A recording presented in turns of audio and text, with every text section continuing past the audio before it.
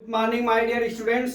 आज मैं आपको क्लास 12 मैथ 3.4 का मैट्रिक्स का क्वेश्चन नंबर 1 एक्सरसाइज का लेके आया हूं। इसमें क्या दिया है, matrix A and B will be inverse of each other only if. ये चार विकल्प दिए हुए हैं अपने। फर्स्ट ए विकल्प में क्या दिया है, ए बी बराबर बी ए। बी विकल्प में दिया है ए बी बराबर बी ए बराबर 0 और सी विकल्प में दिया है ए बी बराबर 0 और बी ए बराबर 1 दिया है। अब उसी तरह से ए बी बराबर बी ए बराबर आई दिया हुआ, ठीक है। अब तो आपको एक चीज बता दूं, एक थ्योरम मैंने पढ़ा दिया था और वही विकल्प में यहां दिया हुआ है। तो पहला स्टेप हम चलते हैं। हमारा क्या दिया है, ए इनवर्स बराबर क्या है हमारा बी के, ठीक है। अब हम क्या करते हैं, left hand side and right hand side में हम मल्टीप्लाई कर लेते हैं कि किसका, ए का हम मल्टीप्लाई कर लेते हैं। तो ए इंटू ए इनवर्स बराबर हमारा कितना आ जाएगा, ए बी आ जाएगा, ठीक है। हम जानते हैं चूंकि suppose such that you will A into A inverse is equal to I, इसकी वैल्यू आई होती है।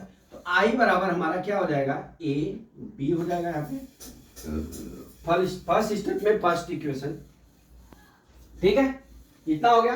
अब इसी तरह से सेकेंड स्टेप में जाते हैं। सेकेंड स्टेप में क्या करते हैं, बी इनवर्स बराबर हम क्या लिख लेते हैं, बी लिख लेते हैं।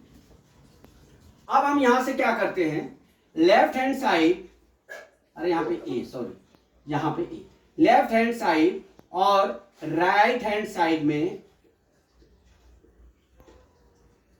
Left hand side right hand side multiply by B, ठीक। अब कर लीजिए, यहां पे बी इंटू बी इनवर्स हो जाएगा बराबर बी इंटू ए हो जाएगा, ठीक है। हम चूंकि such that B into B inverse is equal to कितना होता है हमारा, आई होता है।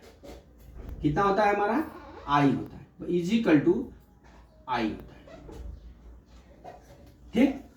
अब यहां से हम क्या करते हैं कि आगे जो है यहां पे हम आई लिख लेते हैं बराबर बी इंटू ए हो गया, इक्वेशन नंबर सेकेंड। अब देख लीजिए, यहां पे लिख लेते हैं from equation first and second, ठीक। इक्वेशन फर्स्ट एंड सेकेंड, तो हमने क्या किया, फर्स्ट इक्वेशन ये है, सेकेंड इक्वेशन ये है। तो हम लिख सकते हैं ए बी बराबर बी ए बराबर क्या हो गया हमारा, आई। तो हमारा इन विकल्पों में हमारा कौन सा विकल्प ओके है, हमारा आंसर क्या हो जाएगा, डी विकल्प। आंसर क्या हो जाएगा हमारा, डी जो विकल्प है, डी हमारा जो दिया है वो है ओके आंसर। ये डी वाला हमारा ओके आंसर। तो माय डियर स्टूडेंट्स, हमने पहले थ्योरम में भी यही समझाया था, वही सवाल आपको जो है एक्सरसाइज में दे दिया है। तो आपको इस तरह से करना है कि दोनों एक दूसरे का क्या है, इनवर्स है, ठीक है। अपोजिट में एक दूसरे का इनवर्स है, ठीक है। तो हमने A inverse is equal to B रखा और लेफ्ट हैंड साइड और राइट हैंड साइड में हमने ए का मल्टीप्लाई कर लिया और मल्टीप्लाई करने के बाद A into A inverse is equal to I होता है बराबर। तो हमारा आई बराबर ए बी हो गया, ये स्टेप 1 हो गया। सेकेंड स्टेप में उसी तरह से B inverse is equal to A रखेंगे, वहां पे left hand and right hand side में हम बी का मल्टीप्लाई कर लेते हैं, ठीक है। जब हम बी का मल्टीप्लाई करेंगे तो हमारा क्या हो जाएगा, बी इंटू बी इनवर्स बराबर आई हो जाएगा। तो यहां पे क्या हो जाएगा, I is equal to B into A हो गया।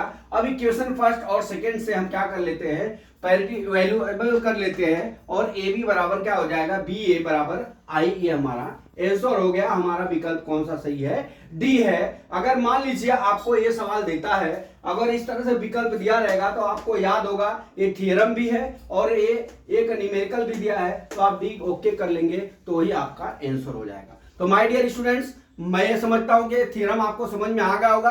अगला थ्योरम, अगला सवाल कल फिर लेके आता हूं। जय मां सरस्वती, जय भारत माता, जय जवान, जय किसान।